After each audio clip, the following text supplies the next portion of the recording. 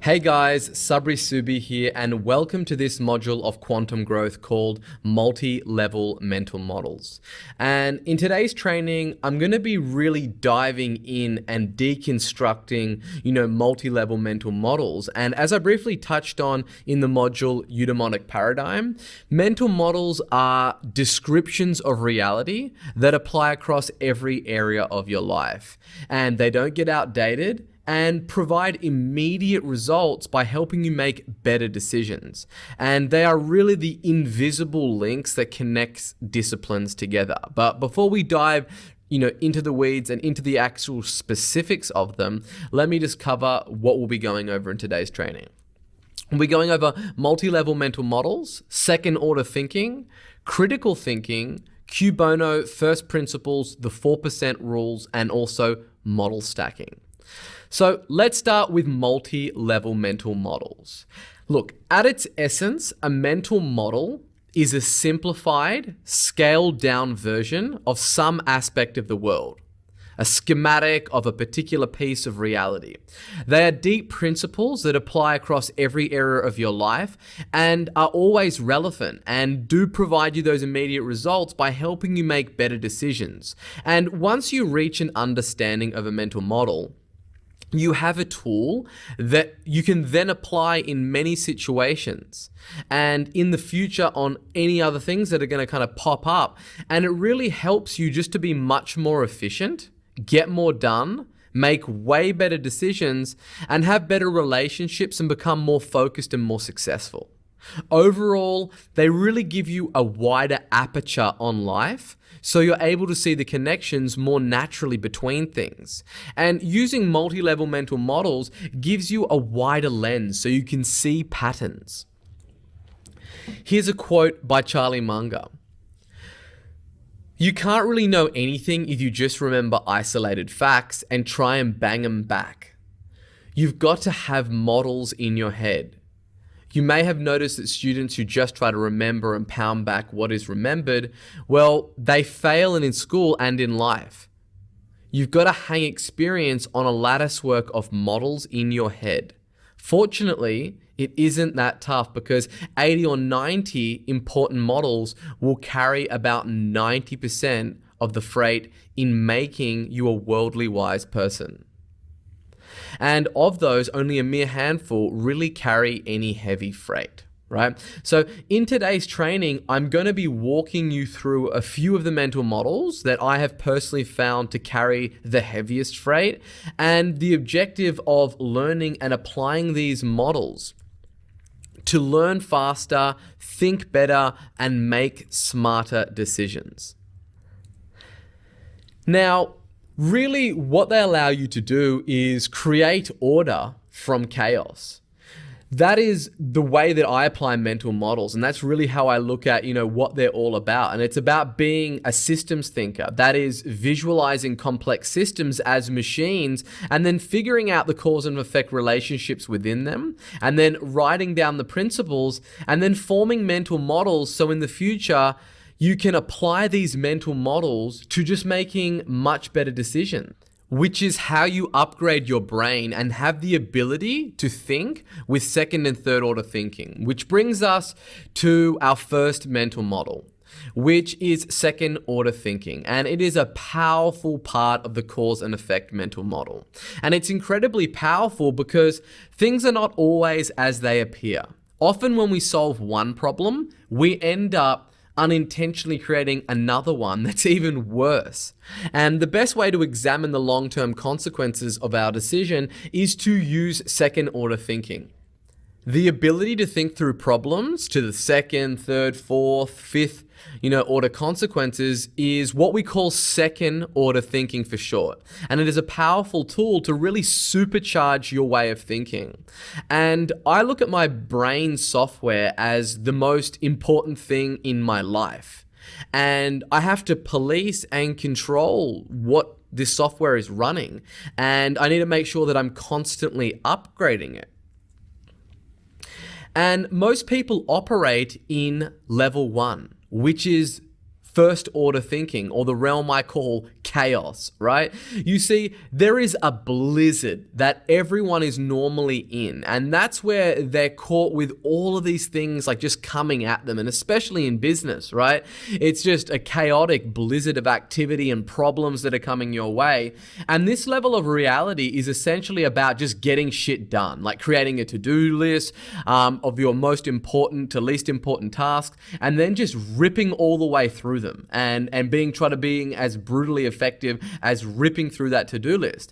And it's completely like a chaotic reality, similar to like a violent blizzard, because there's lots of things that are always coming at you, and they're coming at you from all different directions, and it's hard to get clarity on what really matters, because often the things that are like urgent that come flying at you aren't the things that really matter. And first order thinking is simplistic and it's superficial, and it's often the choice of a headedness where you're just looking at things on the very surface level, right?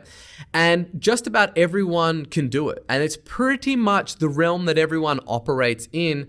And all first order thinker really needs is like an opinion about the future, like as in the outlook for the company is favorable, meaning the stock will go up. And second order thinking is like deep, and it's complex and convoluted.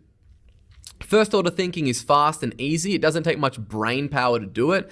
And it happens when we look for something that only solves the immediate or surface level problem without considering the consequences, whether they're second, third, fourth, or fifth, or whatever it might be.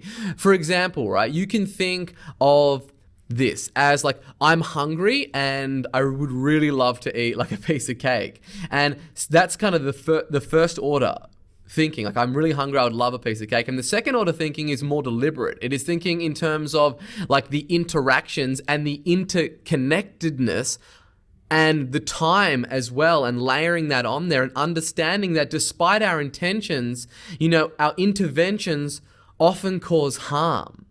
So in that instance, it's like you're looking at like, cool, I just want to eat this piece of cake because it'd be delicious. But the second order thinking is like, it's going to make your energy crash. It's going to make you put on weight. And if you keep on relaying that down, and then you start thinking about like, well, what are the repercussions? And then I fall them habit where it's like, it's okay, just to eat delicious chocolate cake every day. And even though that like the intentions might be innocent, like it's really those second, third, and fourth order consequences that really come back to bite us in the ass. Second order thinkers ask themselves the question, and then what? This means thinking about the consequences of repeatedly eating cake when you are hungry, and then using that to inform your decision. And if you do this, then you're more likely to eat something healthy. If you ask yourself, and then what? Like, what is the second order consequences from this action?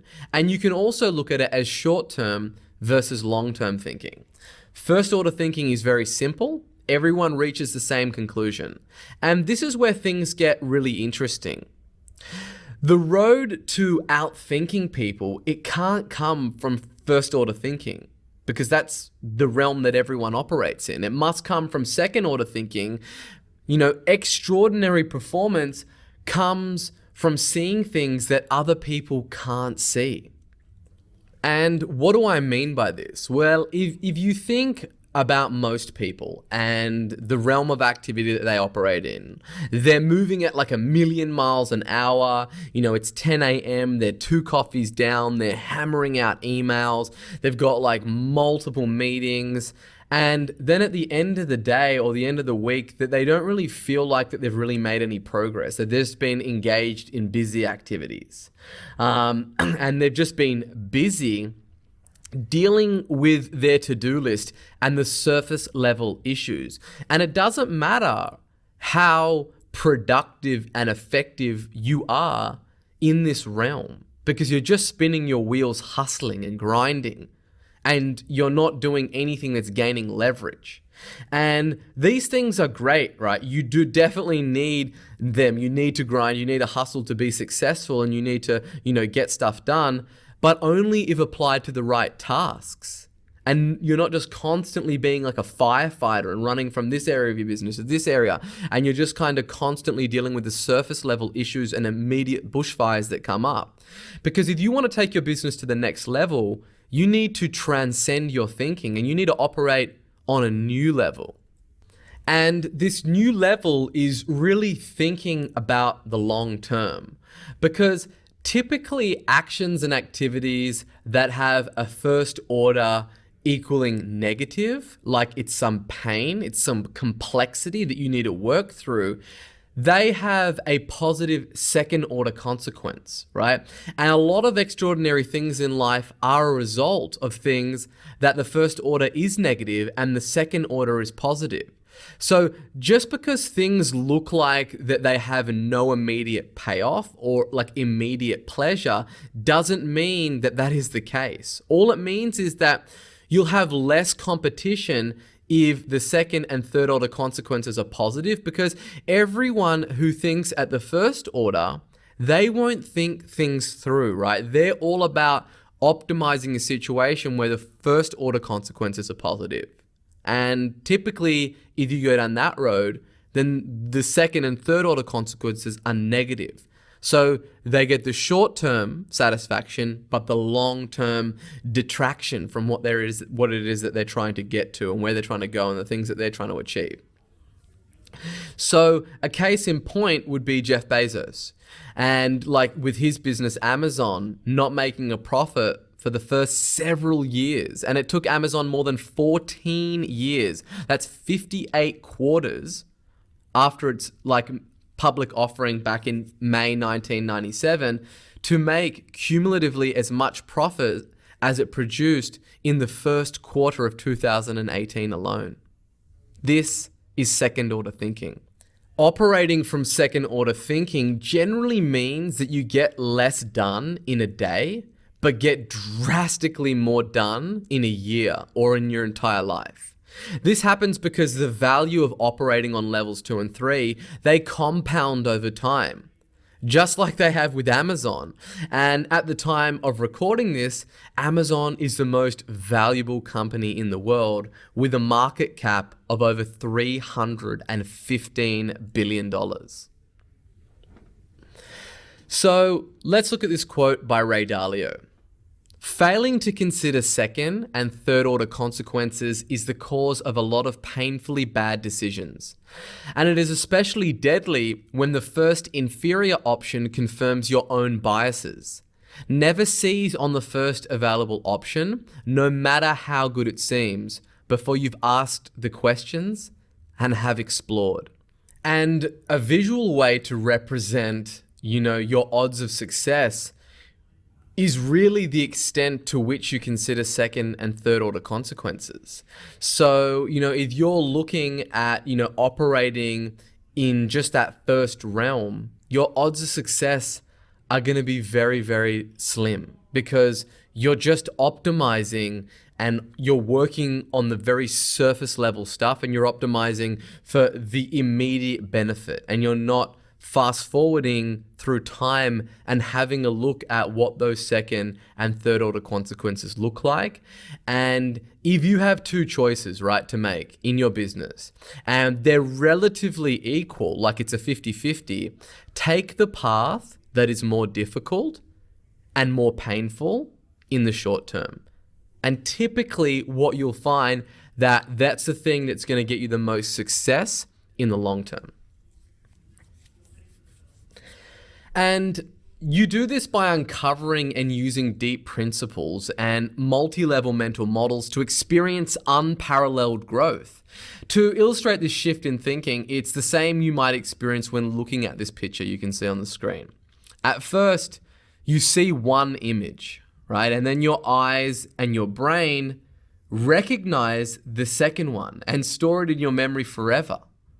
And the next time that you look at this picture, you'll see both images much quicker. And this not only applies to these pictures, but it applies to our life and our life's experience in general. When we have renewed our mind, okay? So, if you look at this image, you can see a duck and then you can see a rabbit. And it takes you longer to see the second image that you see. And it's the same when applying mental models to your life. And that's really what you want to gain from this. That is that when you apply these mental models, that you can quickly see the connections and see different vantage points a lot quicker. And that really results to you like upgrading your brain.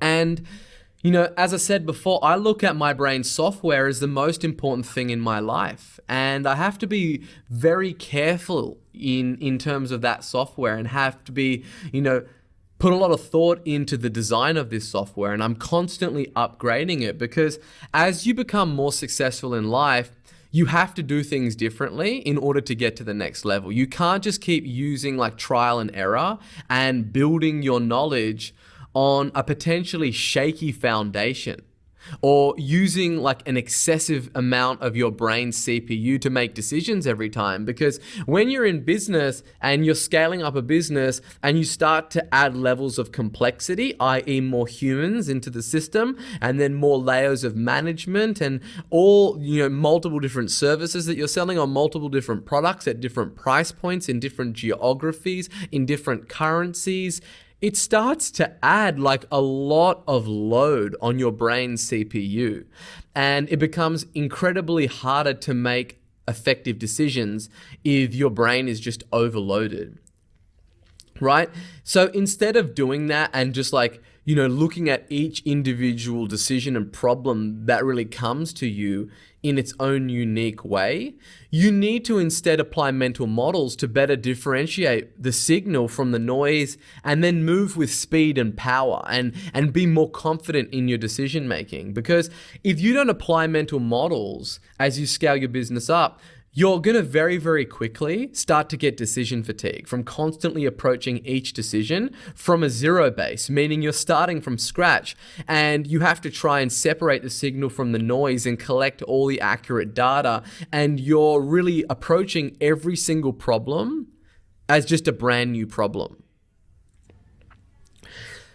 So level 2, and that is really creating order from chaos.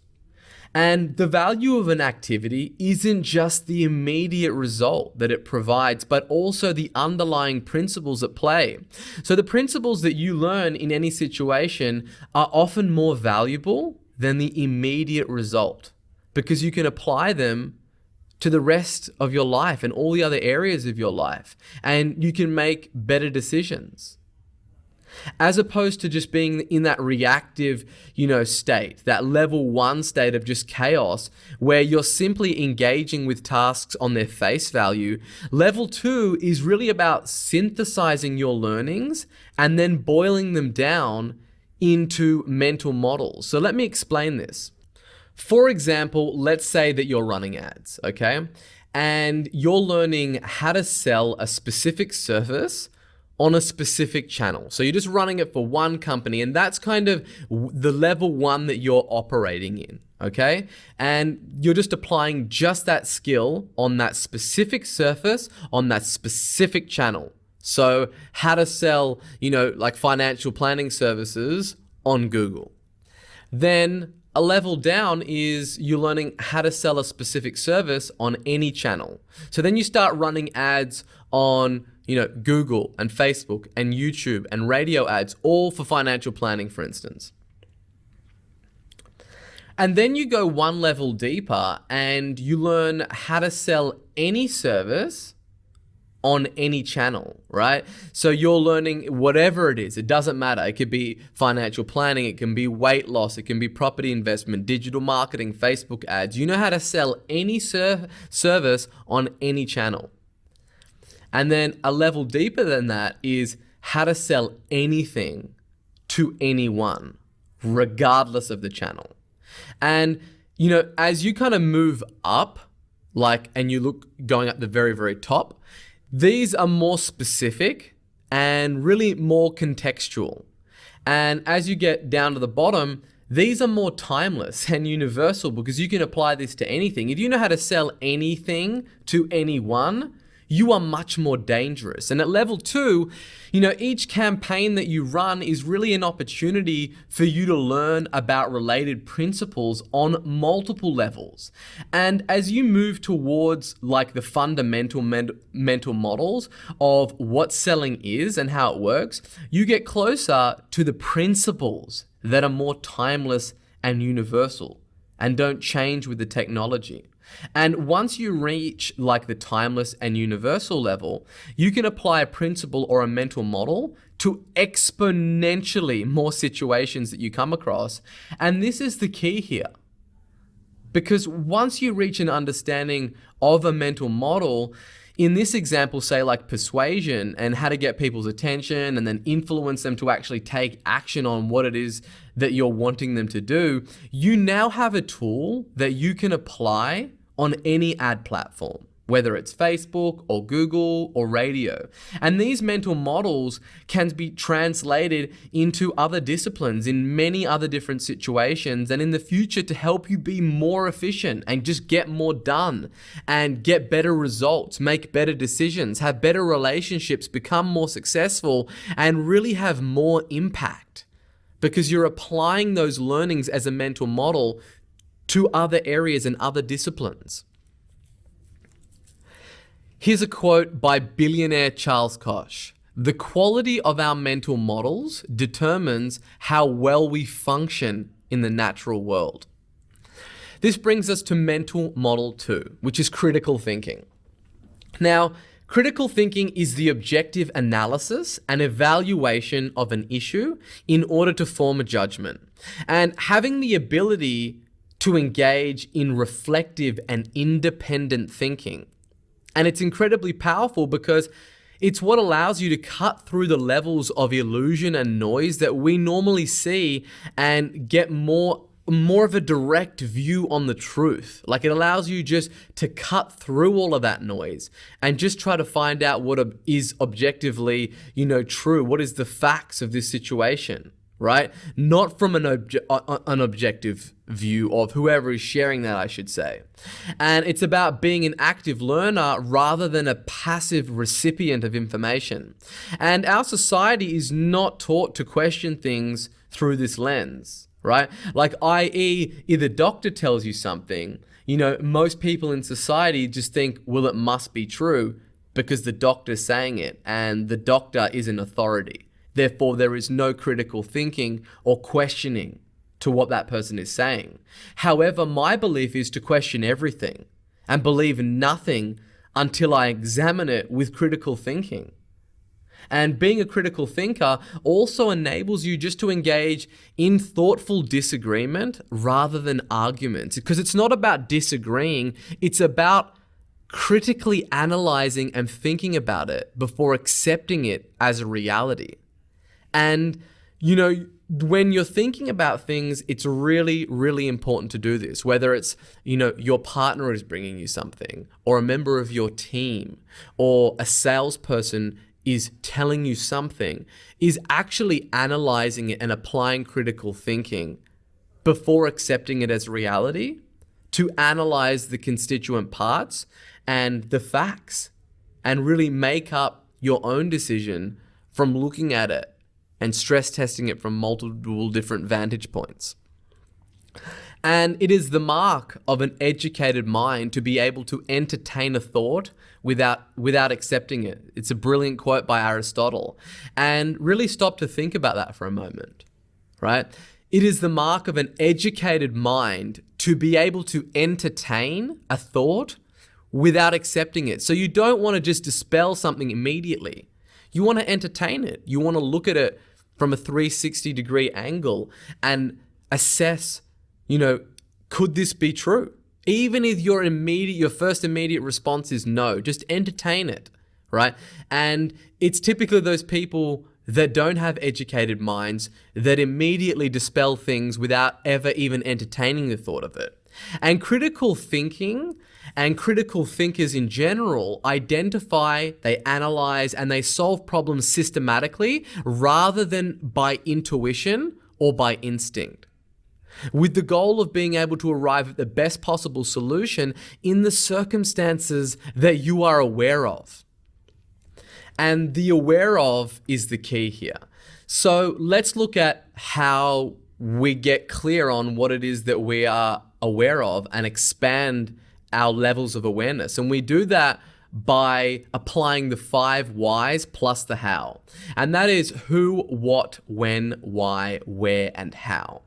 And the 5 whys are questions whose answers are considered basic in information gathering or problem solving. And they're often mentioned in journalism and research and even police investigations. And they constitute a formula for getting the complete story on a subject. And its origins lie in Aristotle's The Elements of Circumstances system. So let's dive in. So first of all, who said it? Someone you know, someone in a position of authority or power. Does it matter who told you this, right? Typically, it's that appeal to authority is kind of like a common type of fallacy or an argument based on unsound logic. When someone uses an appeal to authority, they are claiming that something must be true because it's being delivered by someone who said it to be an authority on the subject, right? Like if it's a doctor, or even a president or a prime minister, or even like a detective or a surgeon. Like people typically, they just believe that as gospel, and they just look at that immediately, and they weigh that far too heavily in their investigative process. What did they say is the other one, right? So did they give facts or opinions? Did they provide all of the facts? Did they leave anything out? What was their motive for providing those facts? Where did they say it? Was it in the public? Was it in private? Was it in front of someone? Did other people have a chance to respond and provide an alternative account of the situation or not?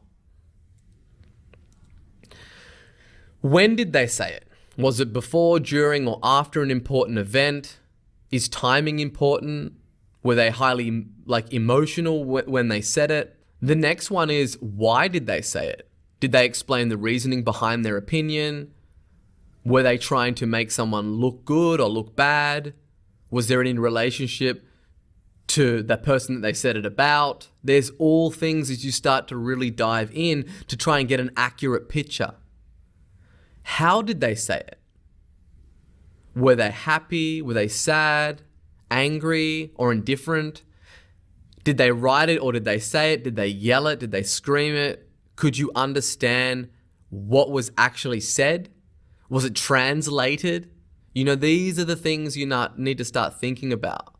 And this brings us to the mathematical theory of communication. So the way that this works is you have an information source. For instance, that can be me. And then I am delivering a message. And then there is a transmitter. And from when you transmit that message from myself being the information source, and then I send that, right, as a signal. And then there is something that receives that signal, right? And then once it receives it, and just before it receives it, there is noise, right? There is noise that comes in between me sending it as a signal and then you also receiving that information. And then basically once you receive it, then what you want to do is you want to apply the 5 whys and the how to really decode that message as it gets to you. The mathematical theory of communication is the essence of communication. And it's really in the asking of the question, like, what is the identity of X, that thinking takes place.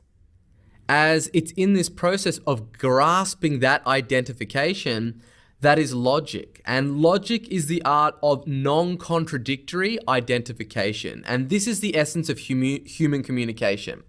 In 1948, Claude Shannon, an American polymath, published his paper on the mathematical theory of communication. And this earned him a place in history as the father of information theory. And Shannon's work is how communication works. And this is really the foundation and the foundational principle for the electronic age. And it's used in computers and practically every kind of communication device or electric gadget that is out there.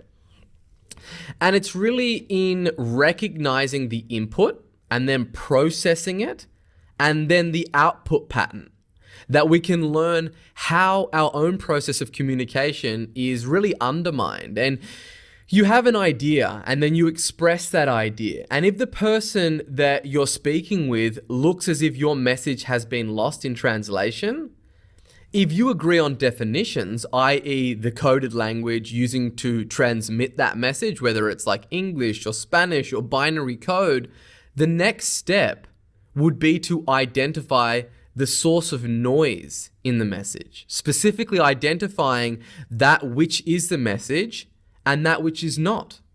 This is logical processing. Humans and computers differ, as humans sometimes attempt to deceive each other and or communicate information which is not validated. And both instances create chaos and they create noise. And this can dissolve the integrity of the message. This can both be done intentionally and unintentionally. However, this is why you need to exercise critical thinking. Is you need to have a look at what that noise is, whether that has been done intentionally or unintentionally by a team member, by some vendor that you're doing business with. If you don't have the ability to really differentiate the signal between the noise, you're just going to be taken for a ride. And just much like a computer, right? There are 3 basic steps to making this happen in your brain when communicating. You've got the input, i.e. the information that's coming in. Then 2, the processing of that input, the processing of information, and then the output. Now, your mind, in its simplest terms, is the operating system of the brain, which is the most complex organism known to the physical universe, right? And it's absolutely priceless. Therefore, we must have the software on this operating system that is able to police fallacies and information that hasn't been validated. And as we do this, and we do this logical processing by using critical thinking and the tools contained within critical thinking, i.e. by asking the 5 whys and the how, and then these contradictions can be identified, and thus allowing you to identify the truth and the lies. And at this point, you might store that validated information in memory where it can be recalled and you can revisit that and then output it by thinking, talking, or doing, or taking some kind of action. If all the pieces work synergistically, the mind is useful and it generates satisfaction and serenity. And if not, it causes frustration and confusion because you're basically getting these inputs and then you're processing them and you're not getting the output that you want. Right? And that is going to be causing frustration and confusion because you haven't applied critical thinking. Because what happens, right, if we do not have a firewall or a virus scanner or a spam filter on our brain running at all times, well then you're making choices based off misinformation. And it's really in these 3 steps wherein we evaluate that data that's coming in, that information, and then we assert our decisions based on that data. And the result is that you never really get the results that you're after if you're kind of processing that data in the wrong way. And I'm looking at this, obviously in an esoteric way, so to speak, in the examples that I'm giving. But you need to think about how you apply that to your business, i.e., you're getting information about different advertising channels that you're advertising on. And you're getting told that information by somebody, some person is giving you that information. And then you're processing your decisions whether or not to increase your advertising spend or to decrease it based on the processing of that information. And the output of that is going to be the revenue that you create. And just imagine that if the information that you're getting, right, there is noise in there and it's not accurate. Therefore, you're processing the wrong information and you're going to be making the wrong decision based on that noise. And the result of that is that you just don't get the result that you wanted. You can never ever grow your sales because you're making information based on inaccurate data. So let's break these down. First, we look at the input, like how to observe. This is simply defined knowledge resulting from answering the who, what, where, when, why, right? And this input or knowledge is referred to as the general grammar or a concept or idea. General grammar is the connecting of the human word, like the concepts, to the objective reality, i.e. this advertising channel is really good because it gets us lots of sales. And then we've got two, the processing, how to think. This is simply the understanding which results from answering the why. It is the art of thinking critically without contradiction, right? Really looking at critically when you're processing that information. And then the output is how to communicate. This is simply the communication of the knowledge and understanding / processing which results in the truth. And it is in taking the information and then directing it and using critical thinking. If you don't have this tool, then you're just going to lack the intellectual self-defense, and you're not going to be able to question the rhetoric that you're being fed. And you'll soon be misled, or you'll just be making poor decisions and judgments based on really not processing and applying that critical thinking. Because I believe the key to scaling a business to 8 figures and beyond lies in your ability to collect and process information using critical and second order thinking to make informed decisions. Because you're no longer just on the tools. You're a business builder. And to build a business, you need to make decisions, like lots and lots of them. And the fate of your company literally lies in your ability to be able to make sound decisions. And unless you apply these tools, you are just dead in the water. And that's what I see happen to so many businesses that struggle to scale, is that they're simply making poor decisions because they don't have these mental models and these critical thinkings to be able to get to the truth. Which brings us to the next mental model, which is mental model 3, and that is cui bono.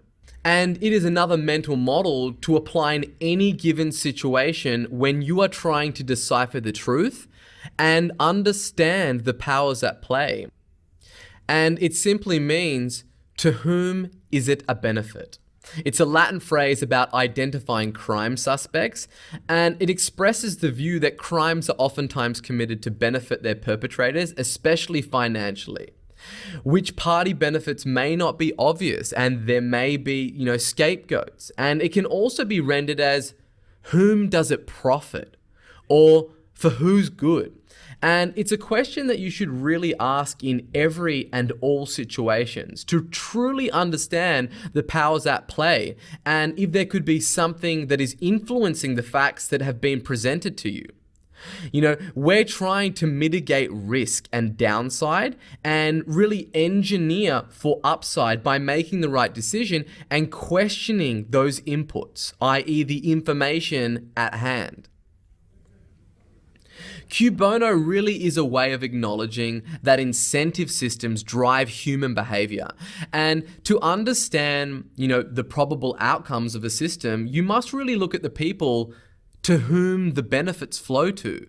And the big questions that you need to ask or to answer, depending on your task, are, who benefits? How do they benefit? And by what action do they benefit? Going around and asking yourself cui bono can really help you to discover hidden motives and create incentive systems for your business and understand that the way the world is interconnected and just so much more. And it's really, really profound. And you need to look at it not just in business, but in all areas of your life, right? So if, the doctor is prescribing you some medicines, is asking yourself cui bono, who to benefit is from this. It's is that doctor incentivized in any way to recommend, this drug over another one? Do they have a relationship with that pharmaceutical company? Do they get a commission? Is it the best? And you can apply this to everything that you really, whenever you're making decisions. Because when you boil it down, it's fundamentally understanding human psychology and the motives that drive people. And it's an incredibly useful mental model that can help revolutionize your life when you properly harness it. And, by really applying it into all different areas, you will see when you start to operate with this mental model, like, wow, this allows me to really see different vantage points and question things that I typically wouldn't question. And here is another view on it. It is important to view knowledge as a sort of a semantic tree and make sure that you understand the fundamental principles, i.e. the trunk and the big branches, before you get into the leaves and the details, or there is nothing for them to hang on to. That's by Elon Musk. Now, we're referring to them as mental models, right? But, there are other people like, self-made billionaire Ray Dalio, who uses the word principles instead of mental models. But he uses it to communicate the very same thing, which brings us to mental model 5, which is first principles. Now, first principles thinking is an incredibly powerful way to reverse engineer complicated problems and unleash creativity on them, right? So sometimes it's called reasoning from first principles. The idea is to break down complicated problems into basic elements and then reassemble them from the ground up like building blocks. And it's one of the best ways really to kind of think for yourself and unlock your own creative potential and move from linear to non-linear results. And this approach was used by philosopher Aristotle, and it's used by, modern day billionaires like Elon Musk and Charlie Munger, and allows you to cut through the fog of just like shoddy reasoning and inadequate analogies to see opportunities that others miss. And specifically, you want to reason from first principles rather than by analogy. So reasoning by first principles removes the impurity of assumptions and conventions. And what remains is the essentials. And it's one of the best mental models that you can use to improve your thinking, because the essentials allow you to see where reasoning by analogy might lead you astray. And it's rare that people try to think from something on a first principles basis. They'll say, look, we do this because that's the way that it's always been done. Or they'll not do it because, well, nobody's ever done it, so it must not be good. But that's just lunacy if you really stop and think about it. So instead, you have to build up the reasoning from the ground up, from first principles, as we say, right? So you look at the fundamentals and then you construct your reasoning from that, from the fundamentals. And then you see if you have a conclusion that works or that doesn't. And it may or may not be different from what people have done in the past, but you're not reasoning by analogy. You're reasoning from first principles. Here is a great example of Elon Musk explaining first principles and this mental model and how he uses reason it. from first principles, I think it's also important to reason from first principles rather than by analogy. So the normal way that we conduct our lives is we reason by analogy. We're doing this because it's like something else that was done, or it's like what other people are doing. Me Too type ideas. Yeah, slight iterations on a theme, and it's because it's kind of mentally easier to reason by analogy rather than from first principles. But by first principles is kind of a physics way of looking at the world, and what that really means is you kind of boil things down to the most fundamental truths, and say, okay, what are we sure is true, or as sure as possible is true? And then reason up from there. That takes a lot more mental energy. Give me an example of that. Like, what's one thing that you've done that on that you feel has worked for you? Sure. So somebody could say, in fact people do, that battery packs are really expensive and that's just the way they'll always be, because that's the way they've been in the past. You're like, well, no, that's pretty dumb, because if you applied that reasoning to anything new, then you wouldn't be able to ever get to that new thing. Right. So, it's like you can't say, oh, horses, nobody wants a car because horses are great and we're used to them and they can eat grass and there's lots of grass all over the place and, there's no gasoline that people can buy, so people are never going to get cars. Right. People did say that, and for batteries, they would say, oh, it's going to cost, historically it's cost $600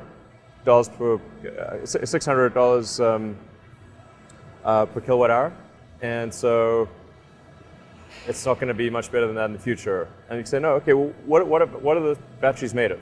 So first principles would be to say, okay, what are the material constituents of the batteries? Mm-hmm. What is the spot market value of the material constituents? So you can say, okay, it's got cobalt, nickel, aluminum, carbon, and some polymers for separation, and a steel can. So break that down on a material basis and say, okay, what if we bought that in the London Metal Exchange, what would each of those things cost? Like, oh, geez, it's like $80 per kilowatt hour. Mm-hmm. So clearly, you just need to think of clever ways to take those materials and combine them into the shape of a battery cell, and you can have batteries that are much, much cheaper than anyone realizes. So that is a clear example that if Elon Musk would have been reasoning by analogy, then Tesla would have never ever taken off. It would have never, really ever come to be because he would have been just reasoning by analogy and not by establishing first principles. Now, this way of questioning can be used to establish first principles through analysis, and it's a disciplined questioning process used to establish truths, reveal underlying assumptions, and separate knowledge from ignorance. It's also much like the 5 whys, but looked at from a different angle and a different vantage point. And the key distinction between first principle questioning and normal discussions is that the former seeks to draw out principles in a systematic manner, and it generally follows this process. First principles questioning. Clarify your thinking and explaining the origins of your ideas. Why do I think like this? What exactly do I think? And then challenging assumptions. How do I know this is true? What if I thought the opposite? And then looking at it from that point of view. Looking for evidence. How can I back this up? What are the sources? Considering alternative perspectives. What might others think? How do I know I am correct? Examining consequences and implications. What if I am wrong? What are the consequences if I am wrong? Then questioning the original question. Why did I think that? Was I correct? What conclusion can I draw from the reasoning process? Now, children instinctively think in first principles. Just like us, they want to understand what's happening in the world.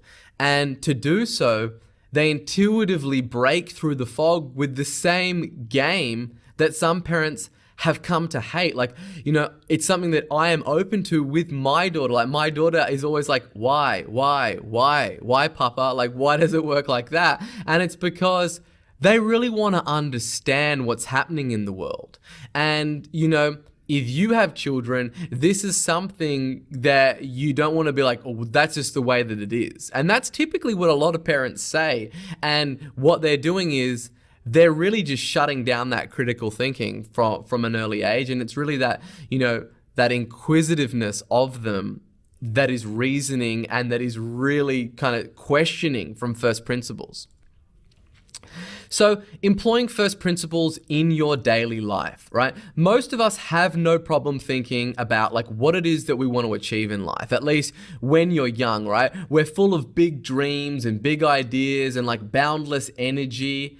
But the problem is that we let others tell us what's possible, not only when it comes to our dreams, but also when it comes to how we go after them.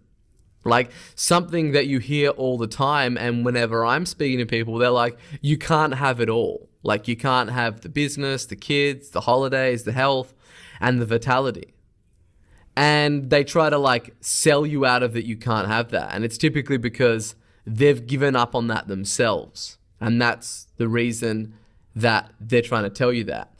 But when we let other people tell us what's possible and what the best way to do something is, we outsource our thinking to somebody else, and we get conditioned by society because we are outsourcing our thinking to somebody else who is conditioned by society. And because, not many people have critical thinking or know about mental models, we're just getting conditioned by society. As much as those people could be people that we love and that we appreciate with, they just don't have this level of insight.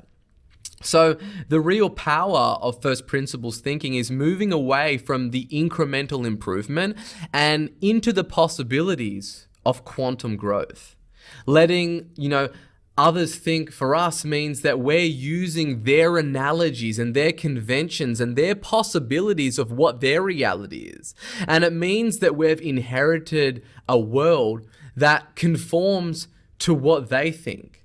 And it's this incremental thinking that if you do what everyone else is doing, you will get what everybody else is getting. And that is mediocrity. Because if you're taking what already exists and then simply improving on it, you're always going to be in the shadow of others because you're just one step behind them. And the thoughts of others imprison us if we're not thinking for ourselves. And this is free will.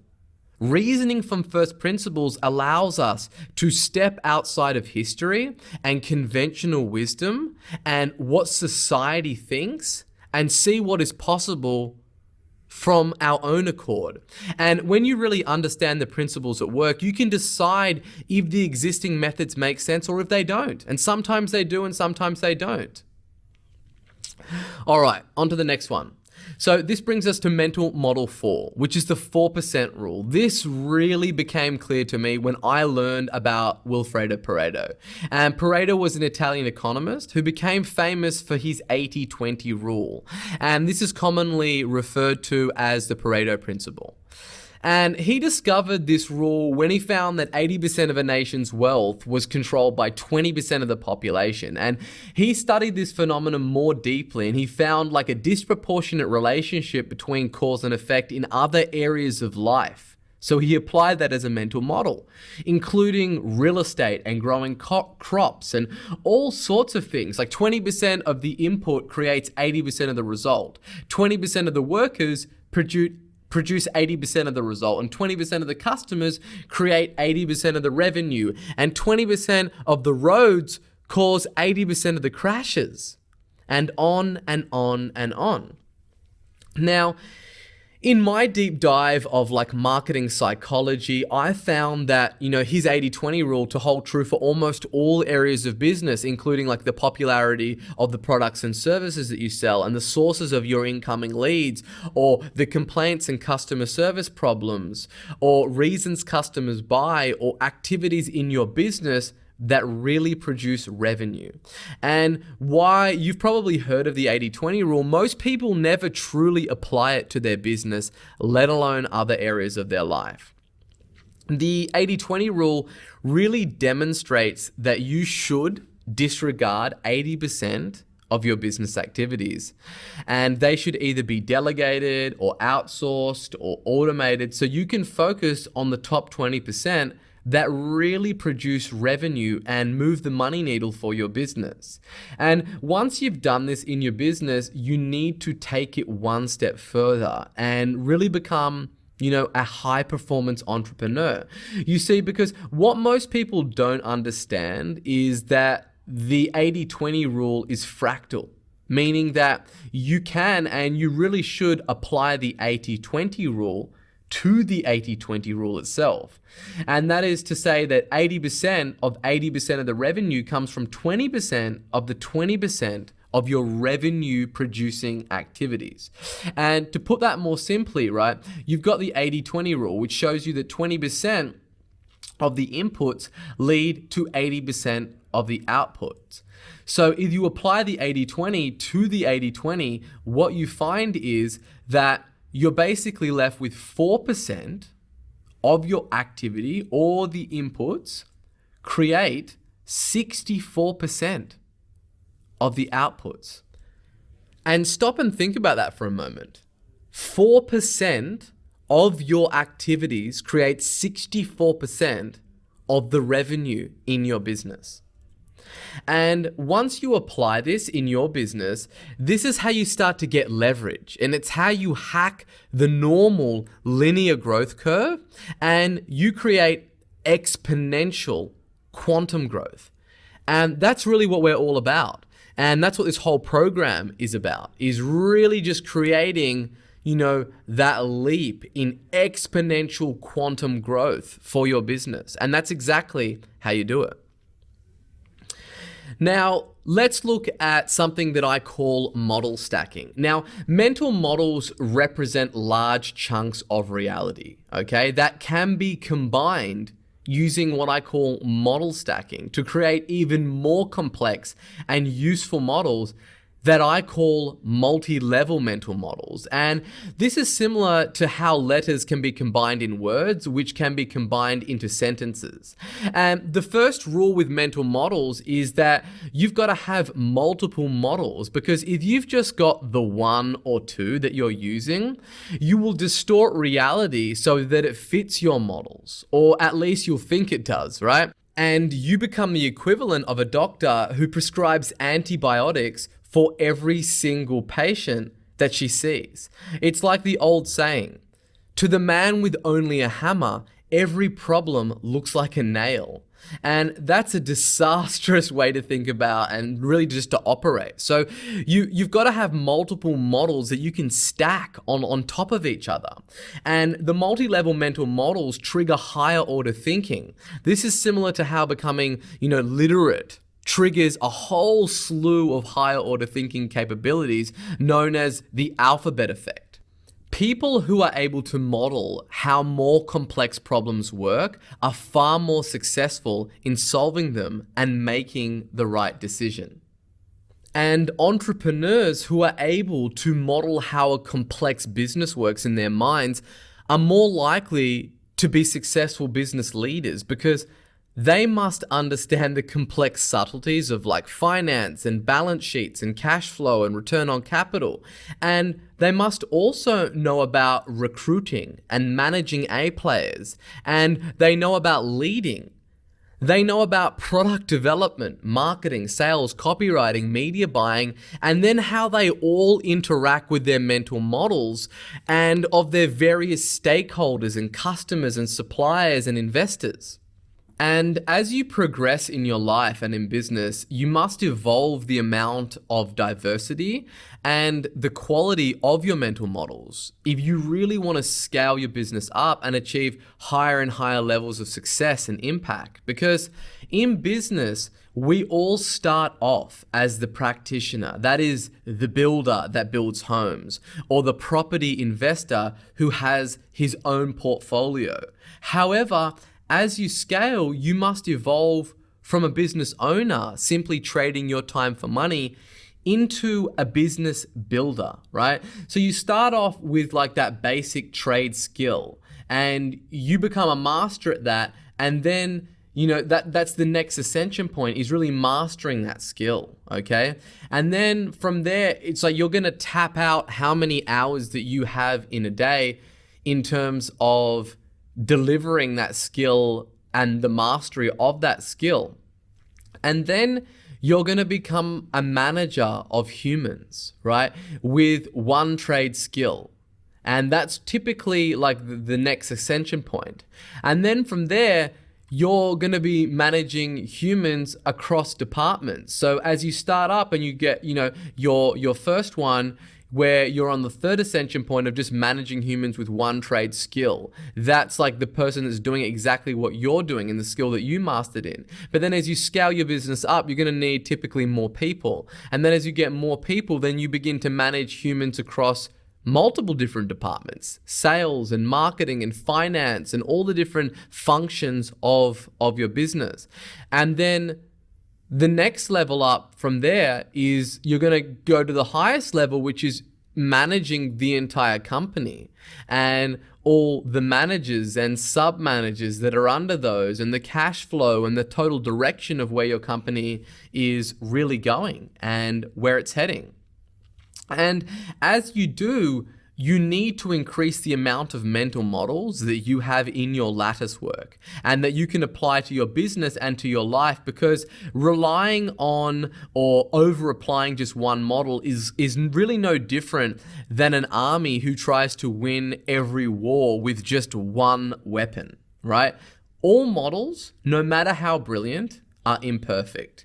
And the beauty of model stacking and using multiple and diverse models is that many of the imperfections cancel out each other, and they allow you to create new multi-level models that transcend all the other models. And here is another point on this from Albert Einstein. Education is not the learning of facts, but training the mind to think. So through constant and diverse learning, you can build better multi-level mental models of reality. And those models will help you navigate the world far more effectively. And just as a blueprint is necessary for constructing like a skyscraper, mental models of how the world works helps us construct a better and more stable life and a more stable business, because we're not looking at each individual situation from just that one lens. And here is an example of model stacking that is combining second order thinking with the 4% rule. So by understanding second order thinking and cause and effect mental models, we can more effectively prioritize what's important for us to do now to cause something that we want in the future, right? That's the second order thinking. And then we stack on the 4% rule that we know not only what the second order consequences will be from our actions today, but we'll also know what the 4% of activities will result in 64% of the outputs of our future goal. So do you see how this becomes infinitely more powerful? Not only are we working on the right things, but then we're working on the right things brutally more effectively as we were than just focusing on all of the activities and not the 4%, of activities that are going to result in 64% of the outputs. And the larger our base of mental models, the more creative combinations that we can form, the more unique our mental models are compared to other people. And the more that we can think in ways that they can't even fathom. And then we're just playing a game that they don't even know.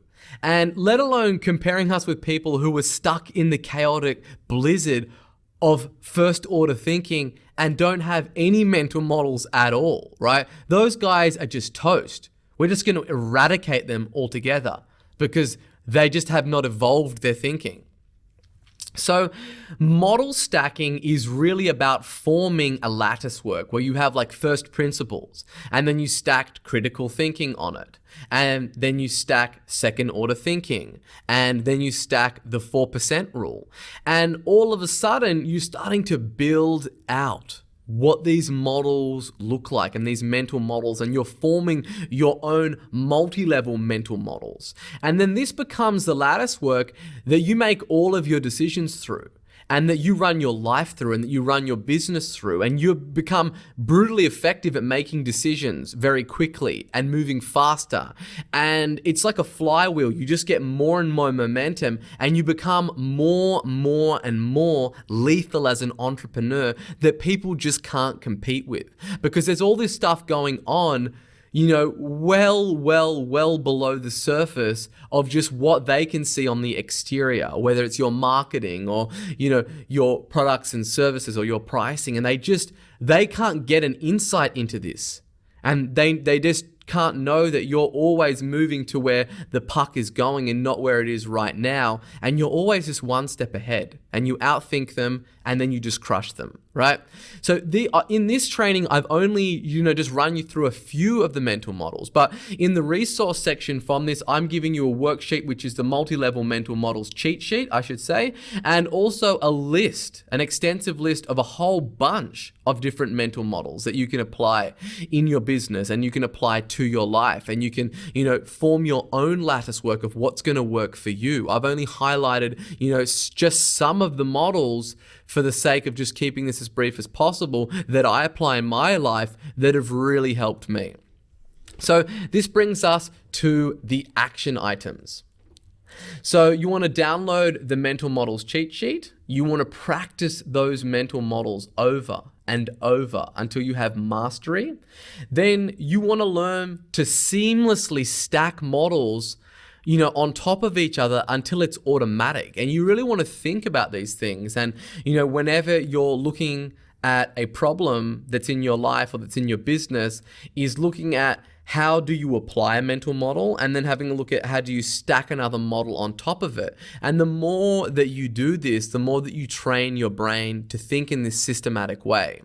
And then you want to learn to use these mental models in all of the areas of your life. And it does take a lot of work over a long period of time to master anything, and especially it's no different with mental models.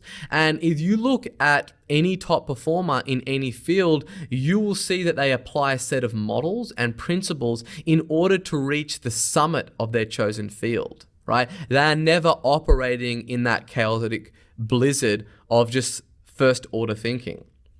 So I encourage you to reflect over, this module and this training and the worksheet often, to really weave it like a fabric throughout all areas of your life, because this thing is going to serve you and it's going to compound over time, and the results that you're going to get from it are just going to compound over time, and it's really, really going to have a dramatic and a profound impact to all areas of your life.